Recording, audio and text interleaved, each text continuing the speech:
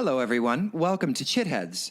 My guest today is Dhanurdhara Swami, a Vaishnavite monk in the Bhakti tradition.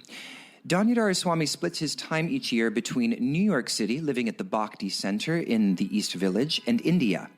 I was lucky enough to get a chance to sit down with him right before he left for India this September. We had a very interesting discussion about the philosophy behind his spiritual worldview, diving into discussions of mantra and kirtan and the differences between a personal and impersonal notion of Godhead, among other interesting topics. Also, Dhanurdhara Swami tells the fascinating story of his, get this, kidnapping. A kidnapping that was plotted by his parents, of all people. So I hope you enjoy this interesting interview. Here you go, friends. Dhanurdhara Swami. Maharaj, hello. Thank you so much for joining us today. Thank you. So I was thinking before we sat down to do this interview about when I had first heard you speak. And it really was only about a year ago. I had come with Jimmy, my partner Jimmy, and a friend of mine who was visiting to the Lotus Festival.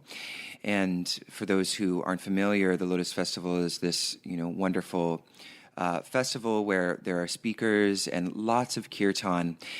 And I was really excited, actually, to introduce my friend Tyler. He was visiting from Amsterdam at the time to this kind of context because he hadn't ever experienced kirtan before. And he was a little maybe shell-shocked. I was anticipating he would be, he was open-minded, but it was definitely a little bit of a shock for him. And I remember we sat down at the end of the experience. We went out and had dinner, and I sort of asked him, how he enjoyed the experience.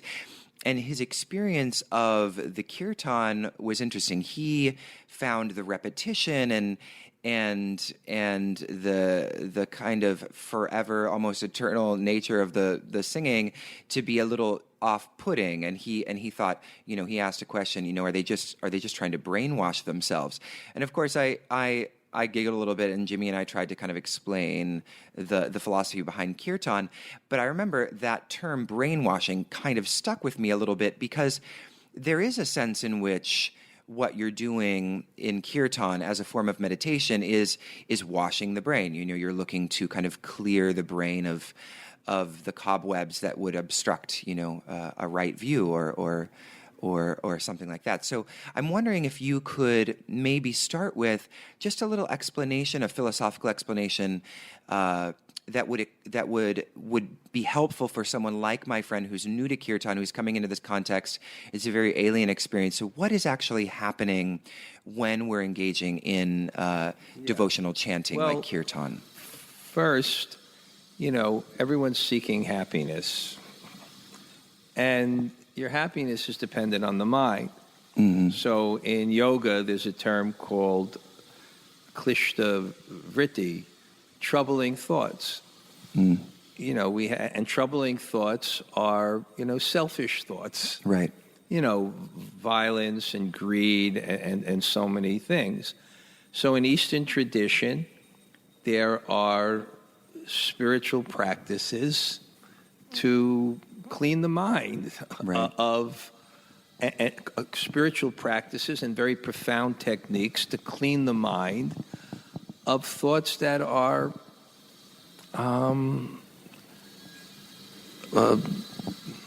morphing the mind into lower forms of perception, mm-hmm, and contentment. Mm-hmm.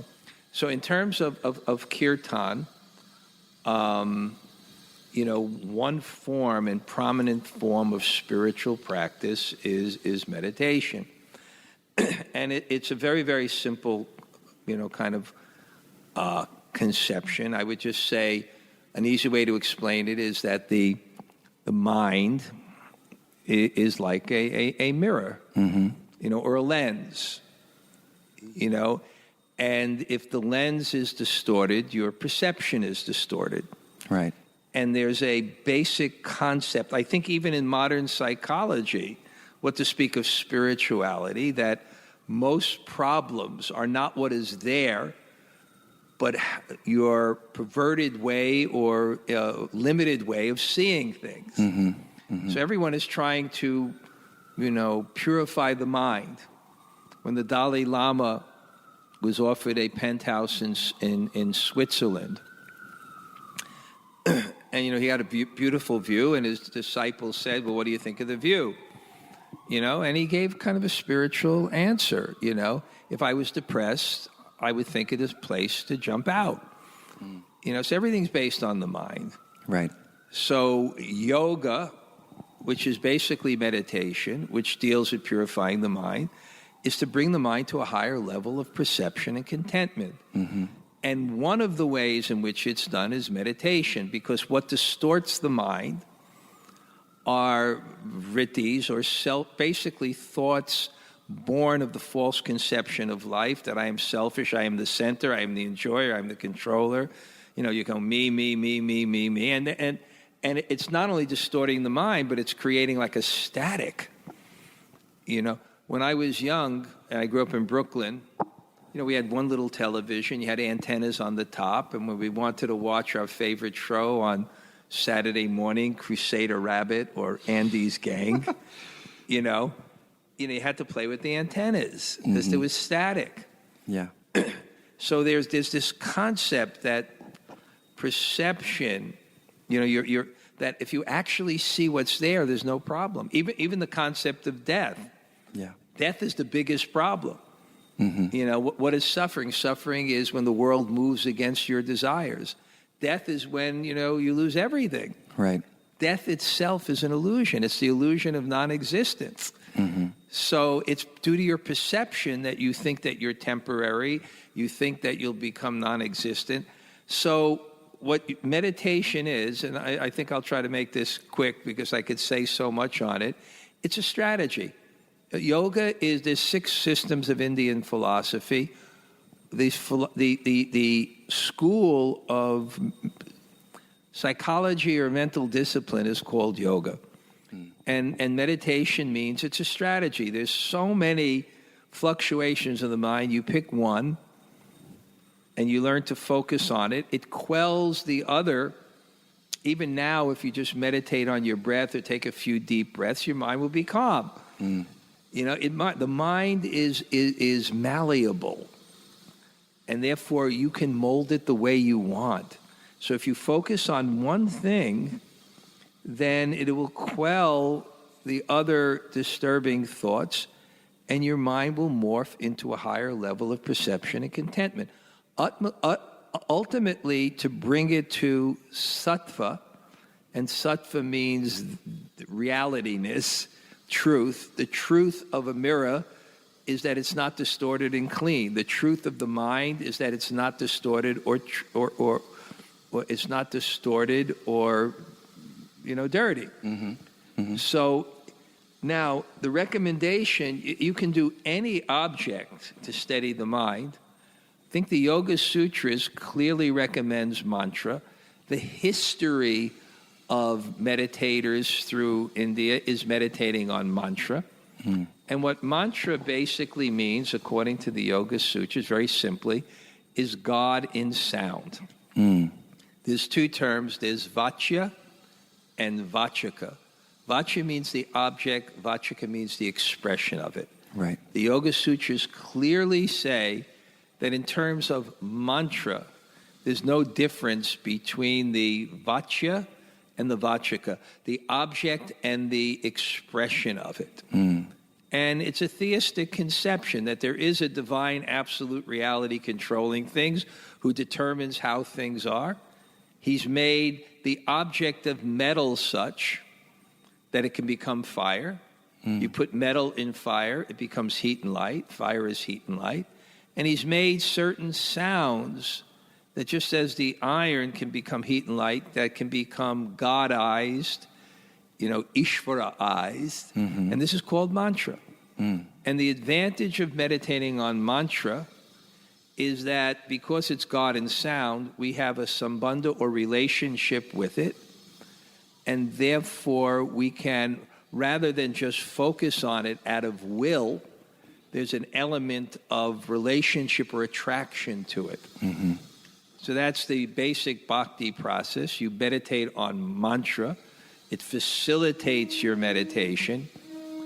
And because it's not just a prop, it can reciprocate or respond. And that's why bhakti is called the path of grace, that your object of meditation can respond to it. And then in terms of the bhakti tradition, it even goes further. If you accompany your meditation with proper music, which is called rag or melody, and tal and rhythm, rag and tal are connected to very deep parts of the psyche that invoke emotion. So if you put the mantra in rag and tal, it'll increase the love or devotion for God or the object of meditation, and therefore increase your absorption.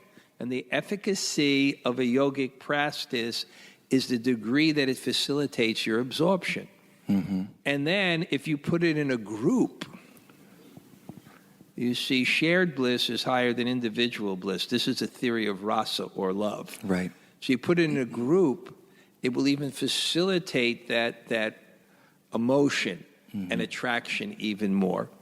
So basically, that's what's happening in Kirtan. It is meditation, and it's a meditation that allows a common person in a city who is not disciplined, not self-controlled, to achieve a very high level of meditation. Because when mantra is put in music, even if your mind wanders, it goes to the object of your meditation. Right.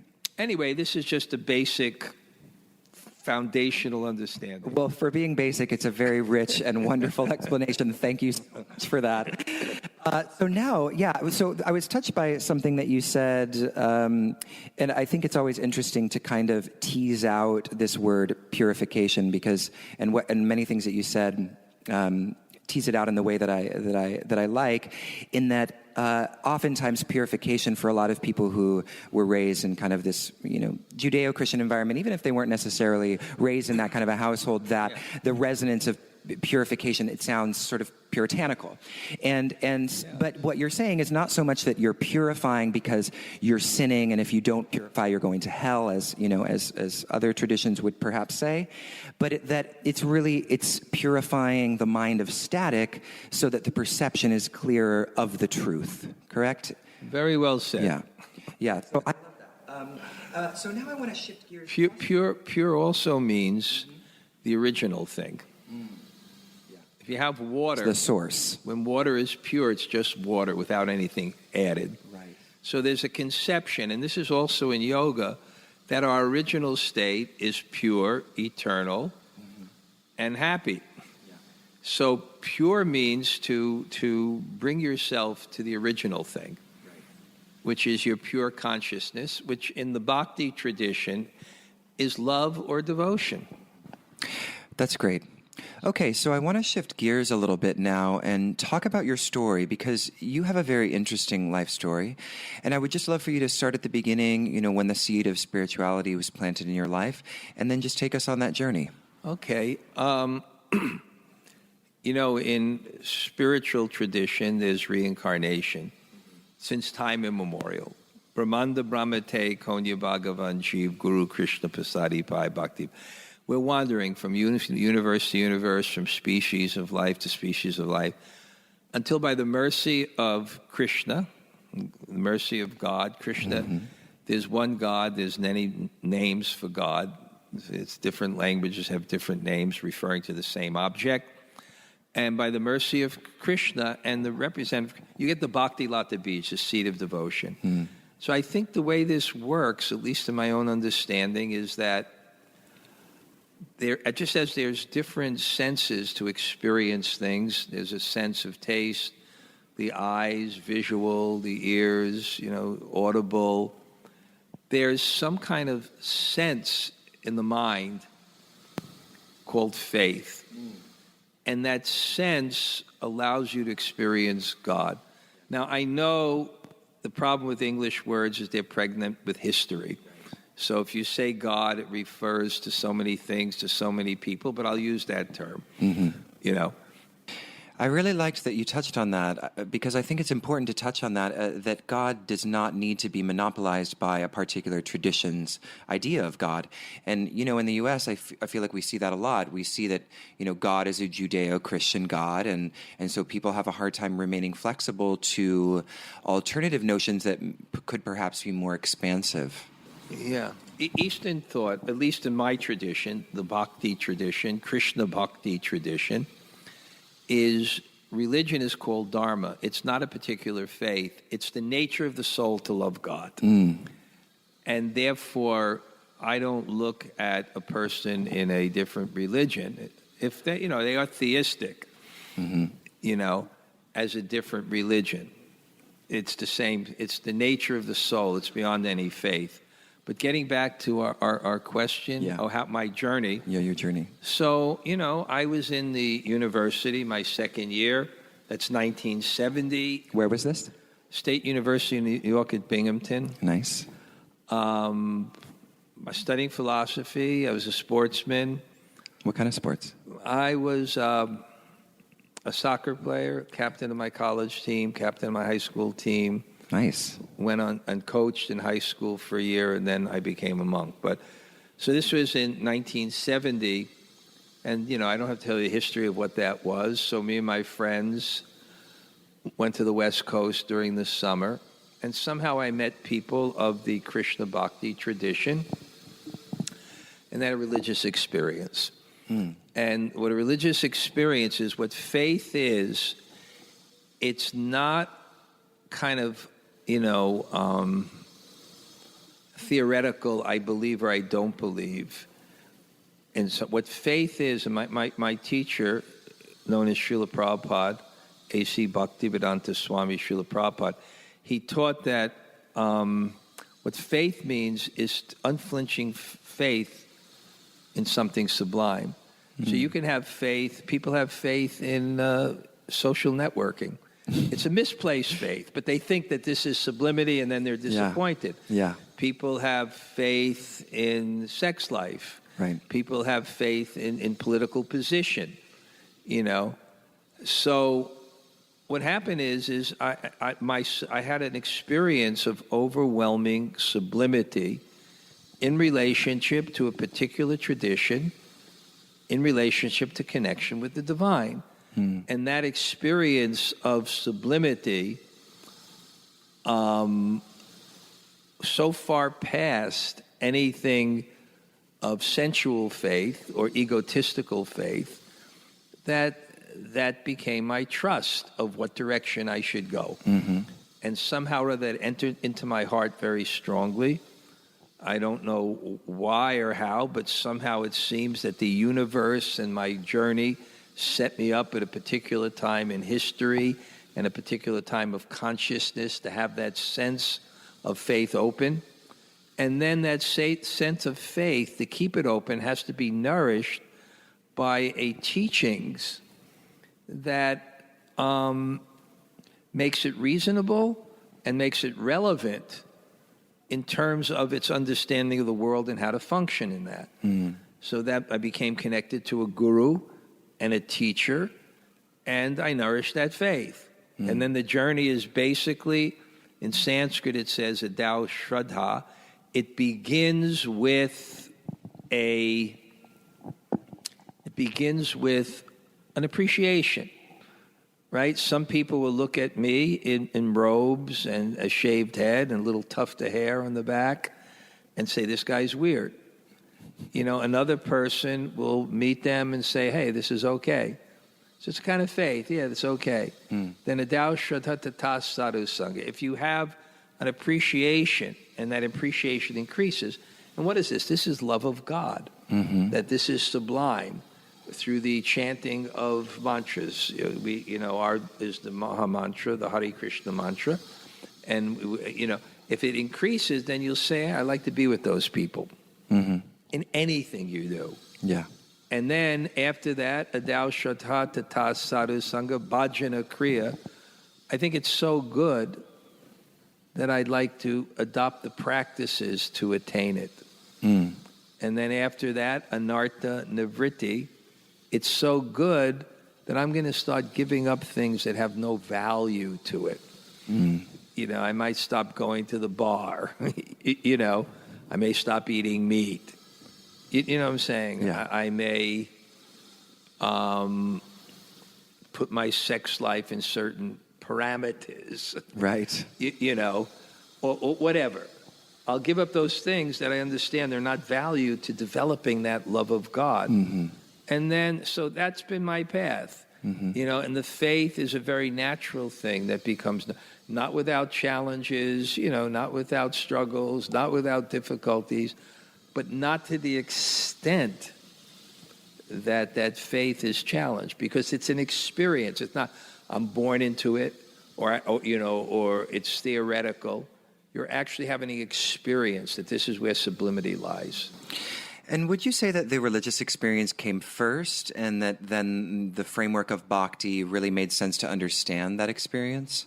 Yeah, the faith happened first, but I guess you know, but perhaps not, because unless I was approached with some type of reasonability, and you know, I have an analytical mind. I'm philosophical. I studied philosophy. It's my nature. Unless there was a reasonableness, I wouldn't enter the door. Right. So it's a combination of that. So in terms of when, you know, you first became a monk and when you first visited India? Well, I'll put it this way, is that in the bhakti tradition, it's not about renunciation, it's about dedication. So monk is just a material proclivity that one has. In one sense, it could be a level of spiritual evolution, because, you know, all spiritual paths, serious spiritual paths, generally are, you know, we may work through them, but they're to temper our desires, which, you know, increase the fluctuations of the mind. So, you know, it's one of the niyams to, you know, control your senses, et cetera, like that. But what was the question again? I got a little... About when you decided to first become a monk and go to India. Yeah, so it's so there. I'm saying there's something to be a monk, but it's not what makes one exalted or advanced in spiritual life. It's your dedication. Okay. Whether you and your humility, whether you have, you know, a family with, you know, 6 kids. My guru's guru, who was his father, had 12 kids, and he was the, you know, the greatest acharya. Wow. It's your dedication. So it was my proclivity, and it obviously it gave me some facilities to be unencumbered, to dedicate myself. But another person, to be a monk would be an absolute disturbance, because they would just think more of the objects of desire than less. So it's not for everybody, and it's not even recommended so much. Right. And with my experience now, you know, initially we thought, oh, everybody can become a monk, but most people we would encourage to not become monks, but to have a proper partnership, you know, and yeah. So again, when did you become a monk? I feel like was there a year or a time? Well, you know, was I it had slow? a proclivity. Well, 1970, I met the Krishna devotees. Somehow or other, in those days, the nature of the revolutionary type spirit everywhere. Lines were drawn, you know, and basically, if you wanted to be part of this, you have to move into ashrams. Really? What? Really? It was like that. And tell us a little bit about that kind of historical moment. I think that'd be interesting. I think the reason is because when my guru Prabhupada came, I don't think it was a written rule, but I think when my guru came, people were hippies, you know, and their lifestyles was so antithetical to yoga, you know. Yeah. So I don't think excess. I don't think he saw a real option of people progressing in spiritual life unless they kind of commune together. Yeah. I mean, that's so much change now. And, that the monk is a very rare thing. 95% of the people are married, and that's what the tradition is. Right. So, but somehow or other, from whatever reason it was, even though my attraction was so strong, I stayed in school, got my BA, and was a few degrees from a master's. Mm-hmm. And then some experience happened where I felt to commit myself to the ashram. Mm-hmm. Where was this ashram? What's that? Where was this ashram? Well, I was, I was going to the temple in New York, which was very vibrant. Mm-hmm. And at that time, it was in Brooklyn Heights. Oh, wow. Okay. On Henry Street. And it was extremely vibrant. Mm. Brilliant speakers, some of the best Kirtaneers in the world. Wow. The best cooks. I mean, it was just an amazing phenomena. But somehow or other, because my parents at that time were antagonistic, right, I thought to go someplace else. So my friend from college was in an ashram in Dallas, Texas. So I went down there. Okay. And then soon after that went to India. So tell us a little bit actually about, you mentioned your family. So what was their kind of perception of what was happening at the time? Did they think you were just kind of falling into some crazy cult? They thought I was falling into some crazy cult. And, media wasn't, you couldn't call Not the next favorable. state Yeah. at that time without AT&T charging you a fortune. So you couldn't even actually call on the phone. So communication was limited. The media, so I don't blame them one sense, because what happens is when you have a powerful spiritual experience, and anything that you experience powerful, initially it's a passion. And a passion means your truth becomes overextended a bit. Mm-hmm. And it takes time to balance it out and be mature. So when you have a young spiritual movement where the oldest people, there's only, one says the problem with the Hare Krishna movement in 1970 is that Prabhupada was the only adult. Wow. Everyone was young. In their 20s. And revolutionary. Yeah. So, it takes time before your truths become balanced.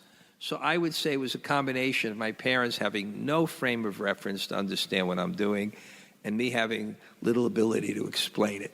Mm-hmm. But they, I'm very respected in my family now by everyone. Oh, I'm sure. I mean, I'm probably the most respected somehow.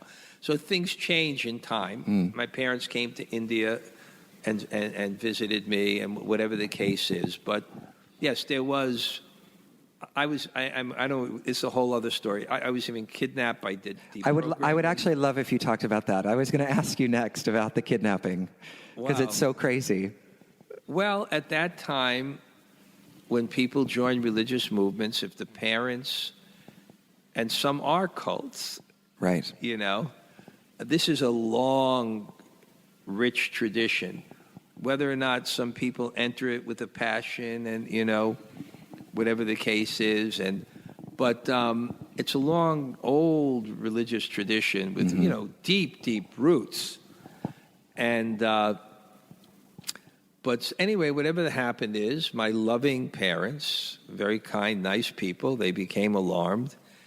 And they had people called deprogrammers. And they knew the Chinese brainwashing techniques that were used on the Americans that were captured in Korea. So they would physically capture you from the place you are, take you to a place isolated, and then try to blow your mind and break your faith. Oh, my goodness. And that was very common. So that's what happened to you. That's crazy. Yeah, and I was captured by the most famous one of them. Was this an organization? Was it a company that they paid to do this? It was a person called Ted Patrick, and he did it until it became illegal. Yeah, I would hope so. And, well, in those times, it was, there was Jonestown and all these horrible things. So I was kidnapped, and they tried to break my faith. Wow. And you can enter into people's mind and feed information. They were not successful at all. Obviously. Do you find that it actually strengthened your faith, this experience, or? Well, I had a very powerful experience. It's a long story, but after trying, I wouldn't talk to them. Yeah. I wouldn't respond to them. That would take a while to get over. I wouldn't interact with them. But they were trying to, destroy my faith in various ways. And very, very tricky psychological ways. But this was my experience. So after about, 18 hours, I deeply, deeply prayed to Krishna and the forms of Krishna that were there in Dallas. That's another thing, how God appears. And because I wasn't eating, I wasn't drinking, and it says in the Gita, when the senses are controlled, the supersoul is at reach. In other words, God is in your heart to guide you and talk to you. But perception depends on attention. Yeah. So when your attention is focused externally, you can't hear God in the heart. So my senses were so controlled because I wouldn't talk to them, I wouldn't eat, and I deeply prayed. And then I had this experience where I heard the voice of God in my heart saying, if you want to get out, do this, do this, do this, do this, do this. And I just followed this plan. Wow. And it was very subtle, the plan, too. But I had convinced them that what they did actually worked. That was very smart. And I was sent, then I flew, it was in Dallas, I flew back to New York, but they sent the hired thug to stay with me and guard me. And this was illegal at the time. Yeah. This is insane. Yeah, and in case I broke into trance again, Yeah. and became a Hare Krishna. And before I went out, they made me sign a paper with a notary public that I'm in a dangerous cult that teaches one to kill their parents. Oh, my goodness. And if I ever again break into trance, I should be turned over to the conservatorship of my parents. So I signed that with a notary public.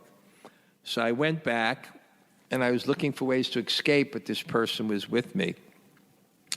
And then they went to, because I didn't have any clothes, because I had, just my robe. So in the house, all I had was, they gave me a pair of baggy dungarees, jeans, before they were in fashion. And, my brother's football jacket, those ones with they look like linoleum sleeves. And Yeah. felt. Yeah. And a kind of a hat my father got from a Pakistani insurance salesman. I didn't have any clothes, so they took me to King's Plaza in Brooklyn. And then this guy, who was from Canada, he went into the bank. They went into the bank, then I ran outside. To escape, my father chased after me, and somehow or other, I don't know why, but the citizens of New York became civic, because my father said, stop him, like I was a thief, and they started chasing after me. No way. Yeah, so I jumped on a bus, because I had stolen one subway token from the house, something like that, and I was trying to find it, and they apprehended me. And then it was right in the big intersection by King's Plaza, and I don't even know if King's Plaza is still there. Yeah, I'm not even sure where that is. Flatbush. It was a big, big shopping area, the biggest shopping area in Brooklyn, and a big store. And then the police came. The police were there.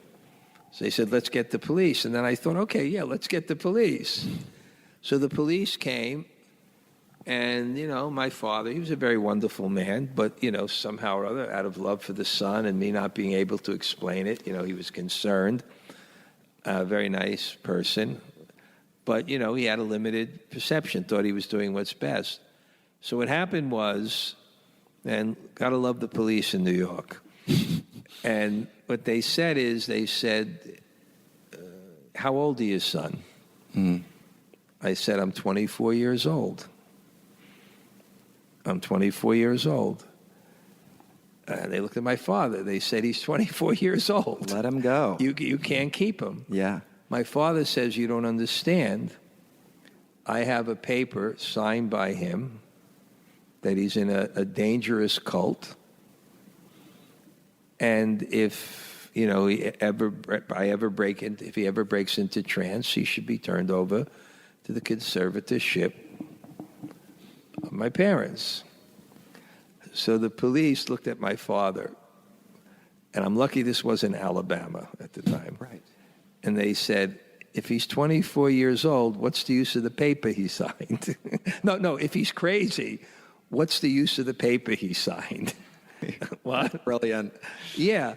So my father says, you don't understand. I have someone in the bank that can, it was called the American Citizens for Freedom.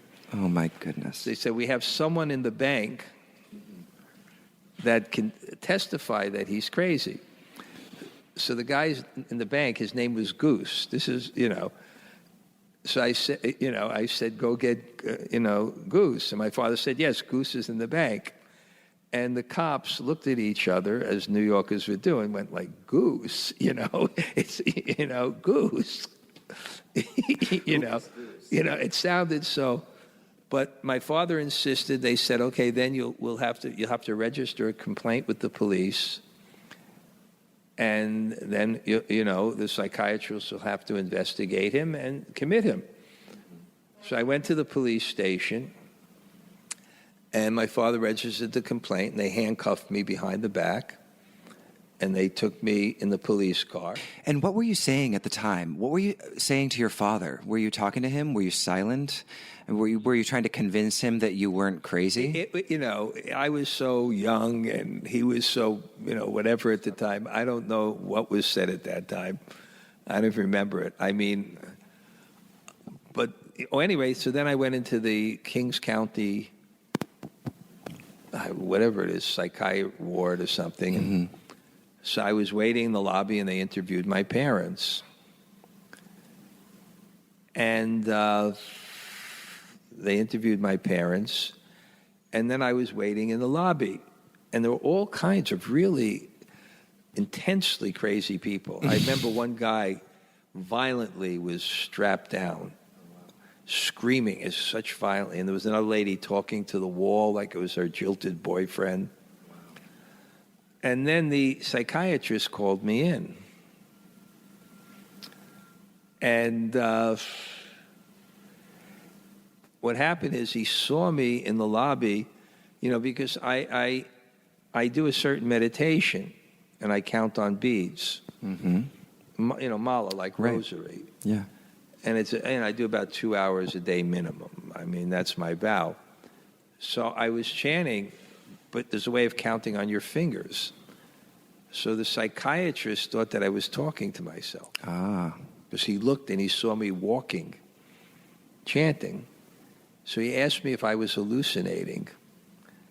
And I looked at him, and what I did is I quoted practically word for word from a commentary I had read the previous day from my Guru Maharaj, Srila Prabhupada. He wrote English commentaries on about 60 Sanskrit texts. So I quoted to the psychiatrist, Dr. Cohn. I said, I'm not hallucinating, but it can't be said I'm seeing the same thing as you. I said, just as if someone is theistic, he sees everything as the energy of God and be meant to use in God's service. If someone is not theistic, you see the energy of God as separate from God and only to be used selfishly. So I said, although I'm not hallucinating, it can't be said that I am seeing the same thing as you. And the psychiatrist is like, he's mouth dropped. And he said to me, "That's very intelligent." He said, "I think your parents are crazy." And then he released me. Wow. But to make a story, and then I went to India after that. And, my parents are very, very nice people.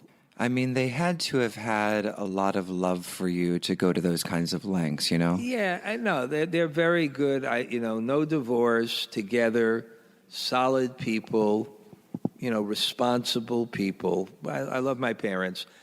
And, but I stuck to my guns of what I valued. Truth is higher than anything, and I felt that was the highest truth. But I would say, what happened is, somehow they visited me in India, and they themselves had a enlightening, wonderful experience, and we lived happily ever after. In fact, today, I will go from the Bhakti Center at New Jersey before I go to India, spend 3 or 4 days with my 94-year-old mother. Oh, that's wonderful. Who's outrageously proud of me now. As she should be, yeah. So how long did it take to make that shift then? How many years was it before they softened? 74 I went in, and I think they visited me in India in 81. And then after they came from India, their whole perception and the whole thing changed. And as I matured, and as they began to meet all the incredible, you've been to the Bhakti Center, all the incredible, bright young people who live such a high quality of moral life, but in such a non-judgmental and loving way, they just became completely impressed with the kind of people that are coming to, spiritual life in the Bhakti tradition with, good families and beautiful children and everything that they actually idealize, they see. And when that happens, I'm in the robes, but if you look at 100 Krishnas, there'll be one in a robe. Yeah. I'm a monk. I live in the monastery, but it's the people in the world.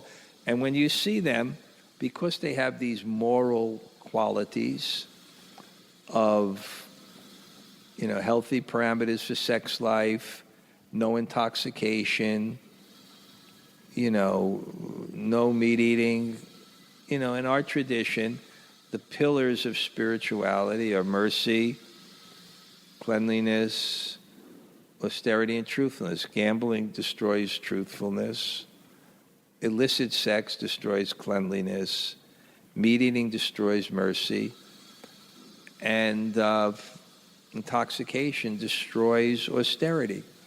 So in our particular tradition, these kind of foundational principles, when you see them embraced by young people, now they're not young, now they're 30, 40, I'm 65, it's impressive. Mm-hmm. So my teacher would say, a man may be a drunk, but he doesn't want his children to be. So my parents, seeing that the qualities they wanted, I developed. And a productive life in a little bit different way than they wanted, I have.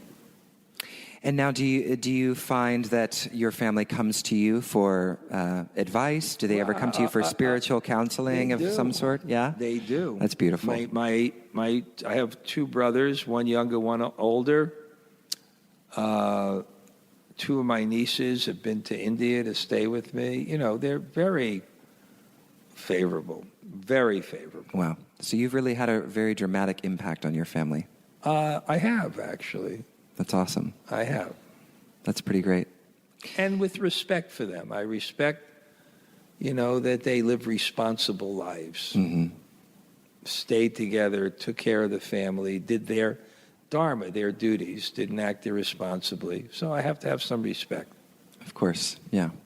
But in the meantime, you've managed to open up their perception to something quite vast. The appreciation is pretty profound. Yeah, that's great. So unless you want to tell us anything more about your story. I don't like to talk about myself, but Okay. you asked me, so I did. Well, we're going to talk a lot about you, but I do want to talk a little bit now about. I have this book here, Japa Meditations. It's one of the books that you've written. Yeah.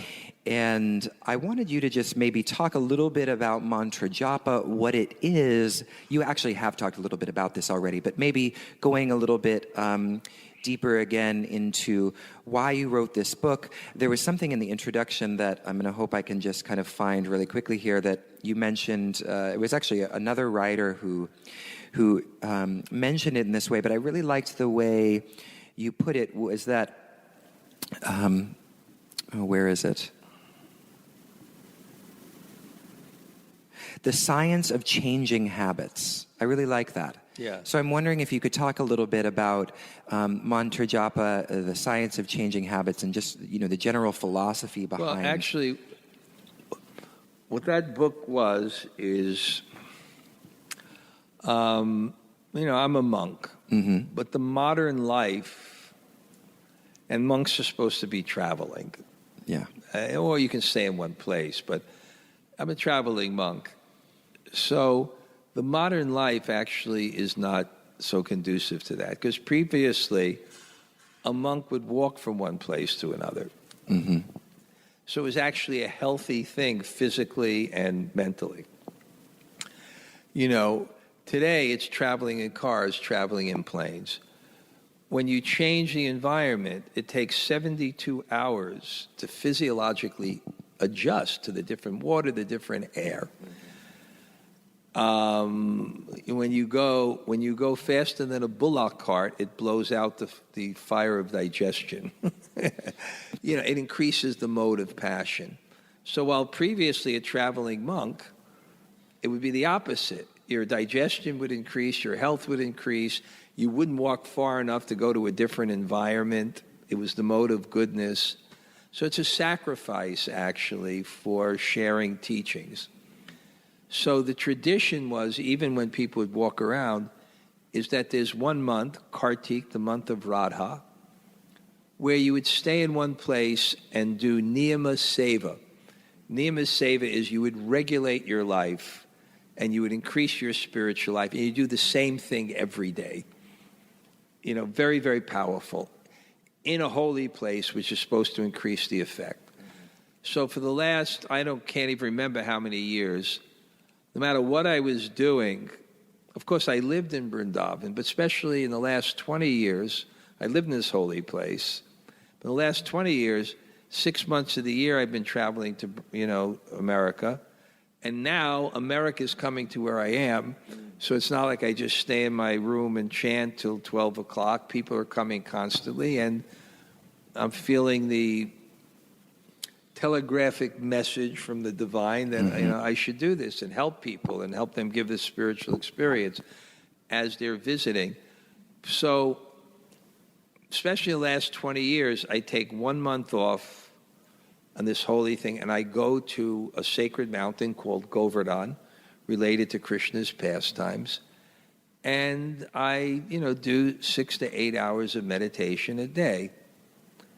So when I would do that, and I was already in the habit of journaling because I'm a teacher and I had people in America, so I wanted to give them something, and then the internet came, so I would write journals. So what I would do is when I would meditate, when you meditate like that for long periods, you get realizations on how you can become absorbed. You see, you can become absorbed in one or two ways: from your understanding, a realization, wow, I should do this, or from your heart, I'm attached to this. So I found different ways in which I would activate the intelligence to get the mind fixed, or invoke sentiments in the heart that would increase my natural flow of attraction. And it's very, very creative in the Bhakti tradition. So what happened is, I'd be there in the morning, waking up very early, like 2 o'clock, and beginning my meditation. And when realizations would come, I would jot down a note, and then every day I would write them. So then what I said, let me share this with others. So I put it, in a book. Or someone said, you should share this to others. Then I saw there were other friends like me, men, women, young, old, Western, European, Indian, whatever, who were also congregated in this place. And I thought, why not interview them? So then I put it in a book, and it's become, at least in our tradition, very, very popular. Wherever I go, people thank me for helping in their meditations. So that's what the book is, and I basically before explain what the techniques are of the meditation. Beautiful. I want to ask you about the personality of Godhead, and we actually had talked about this just before we started recording. Yeah. And I just want to get you, and you had said you disagree with another kind of position that some people have, which is the idea of Godhead, considering Godhead in a more kind of allegorical or symbolic way. So in this viewpoint, the personalities of God are really signposts for certain qualities that are, I don't know, you could say they're cosmic, you could say they're metaphysical, but ultimately they're more vibratory or at the level of essence and not at the level of personality. Right. So I'm wondering, obviously the Vaishnavite tradition, the personality of Godhead is central. So I'd love for you to talk about why, philosophically, what is the difference and why the personality of Godhead versus this other path? Well, first of all, this tradition that I'm in believes there's one absolute reality. Mm-hmm. Advayam Gyan, that's non-dual consciousness, that doesn't have the defect of impersonality. I see. So there's one God. It also believes there are devatas or demigods or powerful personalities in the universal government, etc. But it believes there's one God, not there's many gods. That's one thing. The second thing is this conception called Advaita Vedanta, undifferentiated oneness, that all distinction, all energy is an illusion, is very, very much a minority view in Indian thought. Basically, there's 6 darshans or philosophies in Indian thought. There's Nyaya, there's Sankhya, there's Yoga, there's Mimamsa, there's Visheshika, and there's Vedanta. And basically what it is, there's the Vedas. The Vedas mean knowledge of the Indian spiritual text. Teachers have gone through them and saw that there are basically 6 different approaches to spiritual conception and practice. Now, of those 6, Advaita Vedanta is one view of one school of thought, Vedanta. Mm-hmm. The non-dual version of Vedanta. Non-dual. I mean, real non-dual. Non-dual means there is not two. Right. Any distinction is an illusion. That particular view is very much a minority view that has become popularized as representing the tradition of India, because the first person who really propagated Indian spirituality in America who was an Advaita Vedantist. So that's just from the historical viewpoint. It's a minority view. That's so interesting. So you're essentially what you're saying is that the kind of colloquial understanding of Eastern philosophy is slightly distorted from the actual real on-the-ground religious practices in India at the moment, which is that... Well, I mean, there is oneness becomes very popular for many reasons. Yeah. It's non-threatening. Yeah. That there's nothing superior to you. Or even that you are that. Yeah. So it's less challenging to the ego than there's actually you're part of something that's much greater than yourself. Mm-hmm. So even just in terms of material conditioning, it's kind of like attractive in one way. So it has its thing in India. But it's a minority view. It is. For example, the Yoga Sutras. It says Vishesha Purush. right? There's a Purusha soul and there's a Vishesha Purush. And there's Ishvara. And Ishvara represents God. I mean, you may say what you want, but the colloquial, the use of that term at the time that the Yoga Sutra is basically a divine absolute reality that has the classic characteristics of what we'll call God. And it's exactly parallel to the descriptions of the Bhagavad Gita. Advaita Vedanta means that all individuality is illusion, that when you become perfect, you'll realize basically that you don't exist. And if you look at Gita, the Gita says, Natvevaham jatu nasam, natvam neme janadipa, nasarvana bhavishyama, sarvavayama. Never was a time where I did not exist, nor you, nor all these kings, nor in the future shall any of us cease to be. It affirms the individuality of the soul. And so does yoga. Mm-hmm. In perfection, you exist, and so does God. So from yoga, which is one viewpoint, from Vedanta, except for Advaita Vedanta, and the other schools, Nyaya, Sankhya, they all affirm the individuality of the soul. Mm. So, it seems to be a reasonable conception. I mean, the classical argument will be, if our present state is illusion, then what is the basis of illusion? Now, you have two choices. One, it's the jiva, the living entity, is an illusion. But according to Advaita Vedanta, the living entity itself is an illusion. Mm-hmm. So illusion can't be the basis of illusion.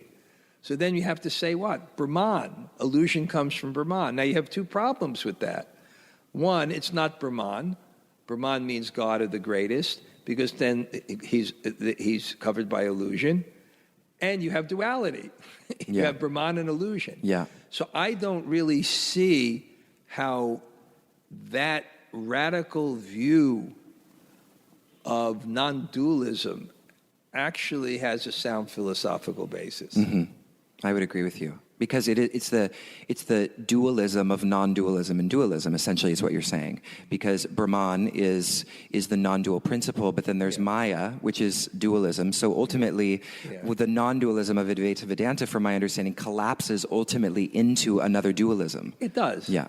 And now we'll get to terms of personality. Mm-hmm. So once you get that there are qualities and there are distinctions in the universe, now you get to the question of personality. You probably know the name better than me, but there's one person that's probably the father of Christian apologetics. Now, apologetics doesn't mean I'm sorry. Right. It means very scholarly people mm-hmm. who are interested in defending a theistic conception. Mm-hmm. I think his name is Alvin Plantinga. Mm. I'm actually not familiar. He's a Christian. It was Notre Dame, now something. And someone asked him, is God a person? He said he's not less than a person. I mean, how can we deny, if we believe in God, how can we deny the qualities of love and reciprocation that we have in ourselves? So, and love means an exchange. So how can it be non-dualistic? Yeah. So in that sense, then, and therefore my teacher says God doesn't have the defect of impersonality. And you can't deny form. Because in the Bhakti tradition, yes, God is energy that's pervading everything, but he also has a form for manifesting love. And to deny that is limiting God. And would you say that that's the difference between the nirgun and the sagun forms? Yes. Yeah. It's interesting that you're saying this. I'm really glad you're saying this, because I think I encountered for the first time what you're saying when I read The Journey Home by Radhanath Swami. Yeah. And in it, and it was the first time I ever considered it this way, and I think it's such an interesting teaching, that if God is limitless, then how can we place the limitation that God can't manifest in form? And that was really what kind of opened up my mind about it was that if we're going to say that there is this kind of infinite principle, this absolute principle that we're using the word God for, then there can be no predicates placed on what can and cannot be manifested or expressed through that principle. So then if that principle is infinite, then one of those manifestations has to be some kind of personality. Right. And that personality would not be limited. Right. Yeah. Will not be limited. Yeah. And, right, well, if you just have no form, right, it's limiting. But if you have form, it could also contain energy that pervades everything. Yeah, so that's the basic conception. And then the conception of the deities, just as I mentioned, material elements can be transformed into fire. Not all elements. God creates it that way. And then there's certain sounds that can be transformed. There's certain forms that can be transformed. And when you have these deities, there's something called pran pratishtha, to establish life or invoke divinity. There's different ceremonies. It's not idol worship. It's a specific thing and how it's done. And the example would be like a mailbox. You have one box, it's painted red, white, and blue. Put it out on the street, it doesn't work. You have another box, if it's authorized by the government, it has mystic power. You can write a little code. It can go to any village in Africa. So it's that sense. That's interesting. So one thing about the Vaishnavite tradition is that it focuses on the Godhead of Krishna. So I was wondering if there was maybe a story just kind of related to what we're talking about. If there's a story that you could maybe tell about Krishna where Krishna reveals himself to be infinite. So, Krishna is the name for God within the Vaishnavite tradition, but he contains within himself the infinite. Correct? Well, there's one God. Right. It's not that there's Vishnu and there's Krishna. And Shiva, there's one God. It's just manifest in different ways, just like ourselves. I could go to an office and be a high court judge. My intimate side is not manifest. I can come home and be a friend and so many things. It's the same person, but it'll be seen in different ways according to one's perspective and one's relationship. You'll be seen in different ways. So I gave actually a class, because I'm in the yoga studio, Yoga Maya. I'm the spiritual mentor. I'm there since the beginning. I think that's where Jimmy may have first heard me. And, I give classes there regularly. So I have to come up with different topics and prepare lectures, for the outs, So many people were coming and understanding bhakti, and I spoke on karma and aesthetics and so many things that I finally thought, they're ready for this one. I gave a seminar called "Can God Be Blue? A Study of Krishna." That's a great title. It is. I think I'm going to write a book about that. But what I did is I first discussed the arguments for God's existence in terms of reasonability. I'm not going to go into it here. It's probably beyond the scope of this. But I think if you lay out all the rationale and arguments, I think it weighs far more heavily on the side of the possibility of God's existence. Then, as I discussed with you, the nature of personality. Then I discussed the reasonability of Krishna being God. So the conception with Krishna is that the fullest manifestation of being is love. So Krishna, in one of the main sacred texts, which I taught here, and Jimmy, when he had some time, he would come to the class. I appreciated that. It's first thing is Akila Rasamrita Murti, the full embodiment of love. So what does that mean? It means when you take a position of majesty, it limits the expression of yourself. Your intimate side can't come out. So I coined the term that Krishna means God, G-O-D, with his guard, G-U-A, down. It's God at home, where you can fully manifest yourself. So the interesting thing is to fully manifest yourself, you have to not manifest a position, because that will limit that will limit the expression of your love. Yeah. So that's the concept of Krishna. So the highest manifestation of God, not a different God, is when he's the God of love. Yeah. Where you can be a lover, where you can be a friend, where you can be the parent of God. So ultimately, all yoga is bhakti yoga. Would you say that? No, I wouldn't say that at all. I would say there's different yogas. Yoga means a discipline to transcend the ego. So you have karma yoga. You have, there's all these impulses. There's all these, you can't really stop them. But they're born of the false ego nonetheless. They're born of your karma. I am this. I am an artist. I am a dancer. I'm I'm a scholar. I'm an intellectual. I'm, whatever your proclivities are. Karma yoga means you transcend it by dharma, responsibility, and charity, giving up the fruits of your sacrifice. Jnana yoga means you transcend that ego by self-discipline and mindfulness and looking at it. And bhakti means you transcend the false ego by developing love, which is antithetical to the false ego, love of God, which is inclusive of true sacrifice and compassion to everyone. Okay, now my question is, do all roads lead to bhakti? And what I mean by that is that, and I know you sort of hear that a lot. You hear, all roads lead to love. And so my question is, is the top of the mountain ultimately an experience of love?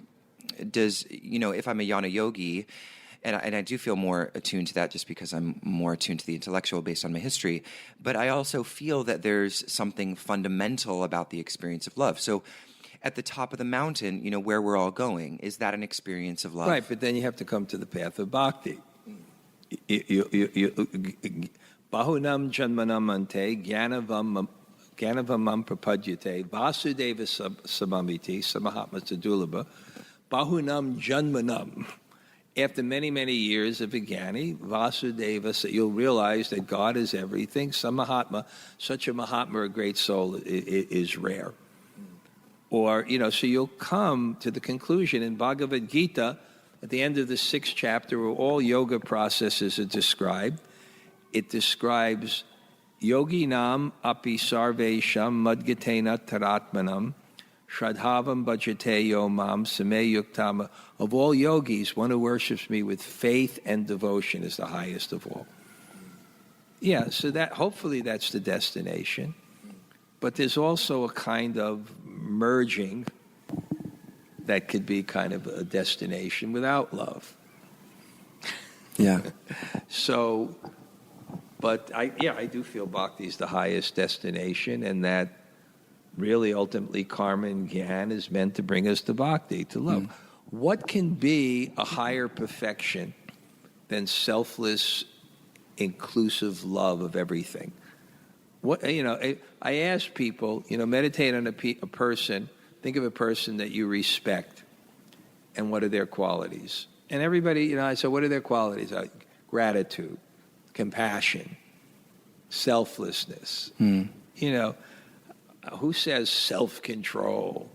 It's inherently so reasonable that the highest conception is to develop a heart. Yeah. I think you're right. I can't imagine anything higher than that. Yeah. I can't. So, I have a few more questions, and as we thought was going to happen, I think we'll have to extend this into another session after you get back to India. Maybe we can talk on Skype. Yeah, definitely. But I definitely want to I want to ask just a couple more questions. Okay. One of them is, what is the role, we talked about this for a second before we started recording, but what is the role, would you say, of monasticism in modern society? So you are obviously a monk. You've chosen this path. What would you say the role is of monasticism in modern life? Very limited, not limited in itself. It should be a very, very exclusive social position for people who really have that proclivity. When I took the monastic order, and my guru had left, so I took it from the senior godbrother. One thing he told when he took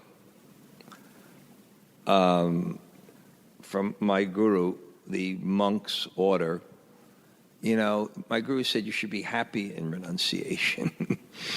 So it should not be for people who are frustrated or, whatever the case is, or renunciation is not just because you fail in the world or something like the that. The world-weary kind of decision to go, yeah. It should be for people who have a proclivity, you could say an evolution in certain ways, because even if you go through marriage, really the goal of marriage is that your sex life, your desires. You see, what happens is when you have a desire, if you indulge in the desire, it'll inflame more. If you artificially renounce it, you'll think of it more. Right. So spiritual life means you regulate it. That's called dharma. And when it's regulated, what'll happen is it'll be satisfied in a way that you don't think about it, right? But at the same time, you'll be practicing renunciation, because you'll be limiting it. So you'll be able to progress in a spiritual way. Of course, there may be some tantric sex paths or something like that, which I don't think are, part of really spiritual tradition. I think but anyway, whatever the case is, so, there may be people who've been through it already. Mm-hmm. They may have been through it in past lives. And we'll, at least in my tradition, if you really want to you can be a monk in our tradition and get married. Okay. But there is a type of monk that can be committed. And what we've learned is that you have to make the qualification very, very rigid. Because otherwise most people fail and they'll ruin the reputation of the order. And there'll be some disturbance. And even my teacher said, it was really interesting, because he came from a particular tradition and he went on his own. Not he went on his own, but it broke up, So he had godbrothers, and he said his godbrothers criticized him for various things, like when he came to the West, he had a woman's ashram too, as well as men, because it's a different culture.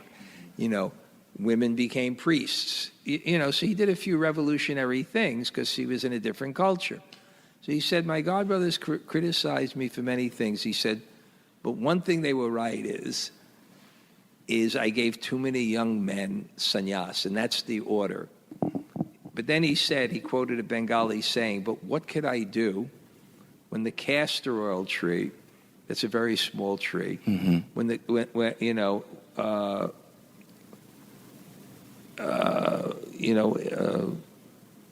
What is it? When they're,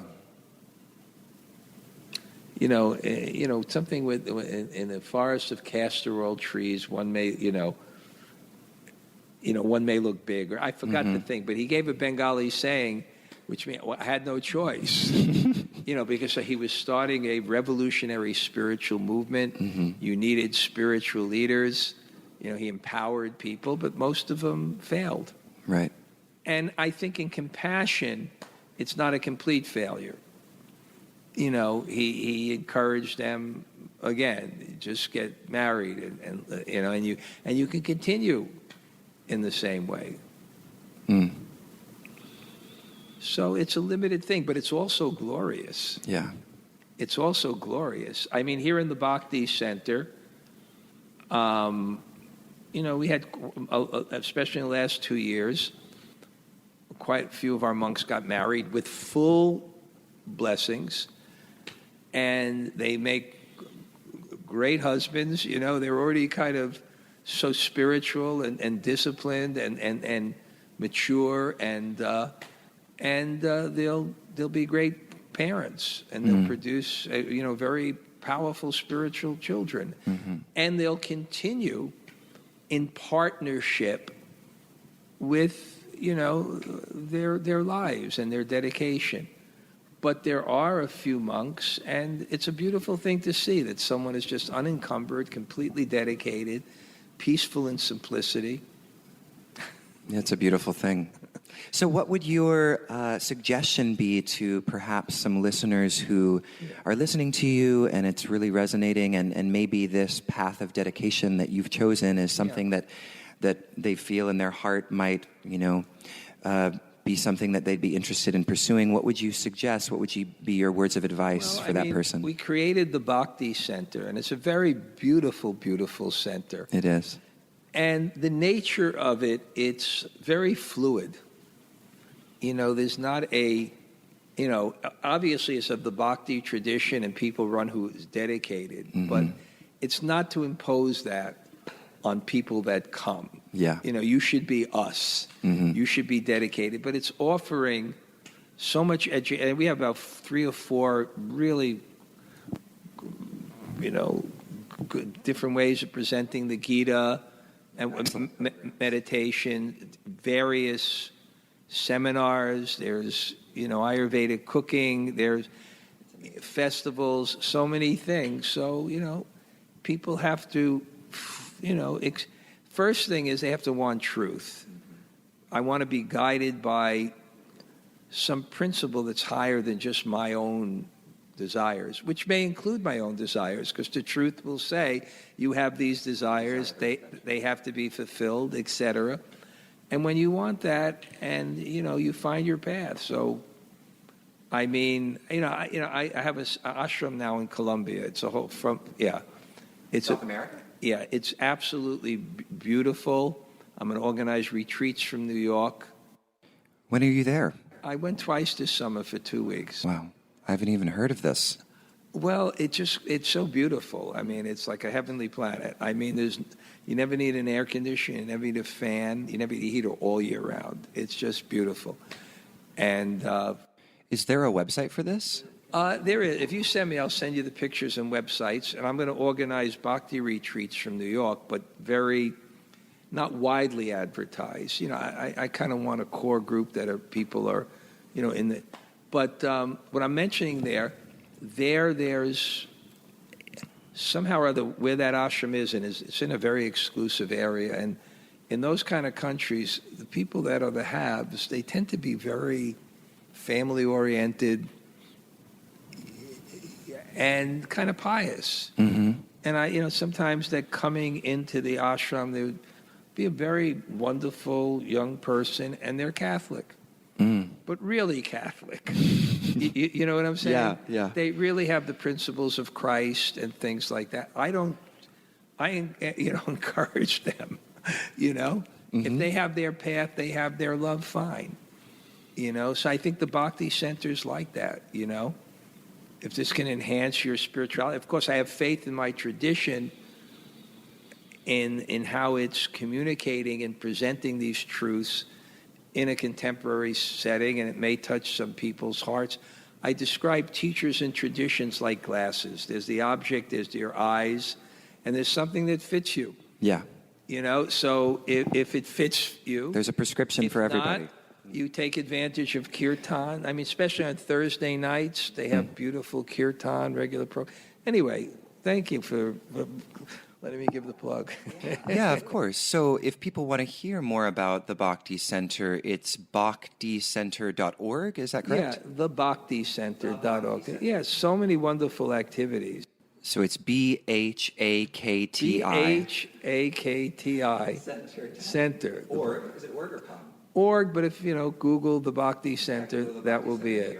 Yeah. Wonderful. Yeah. And then you've written 2 books. I've mentioned one. One is Japa Meditations, Contemplations on Entering. Yeah, okay. I say you can get on my website, wavesofdevotion.com. Wavesofdevotion.com. Yeah, 3 books. Waves of Devotion is a commentary by me on the most classic bhakti text called the Bhakti Rasamrita Sindhu. And then I wrote Japa Meditations, and then Greetings from Vrindavan, is just a journal, people like it, of my realizations and the experience and the realizations of people I met, living most of my life in India in the most holy place of Krishna Bhakti, which is Vrindavan. Mm-hmm. Well, one of the resources that I've created for Five Tattvas is an annotated bibliography. I'm sure you know you're familiar with that. It's called the Embodied Philosopher's Library, and it's an open document. And I'm continuing to add books and resource texts to it for those who are interested in exploring yoga philosophy on a variety of levels. So I'm asking everyone who I interview if they have 2 or maybe 3 books, or even just one book that they would recommend. So books that you have read that you have found profoundly helpful. Do you have any you want to suggest? Well, you mentioned The Journey Home by Radhanath Swami, and then my teacher has the most widely distributed Gita commentary in the world called Bhagavad Gita As It Is by A.C. Bhaktivedanta Swami Prabhupada. And he has 60 other books, but that's one basic book that I studied from. Excellent. Wow. Well, this has been such an incredible conversation. There are so many other things I wanted to talk to you about, like karma and Leela, but those are such big topics, I'll be a regular guest. You will be a regular guest for sure. Well, thank you so much, Maharaj. And it's been such a pleasure. And I'll speak to you soon, and safe travels to India. Thank you so much. Well, I hope you enjoyed that interview with Dhanurdhara Swami. Again, you can find out more about what Dhanurdhara Swami is up to at wavesofdevotion.com. Also, check out thebhakticenter.org, as we had mentioned in the interview, for all of the really incredible programs that he referred to that are happening at the center.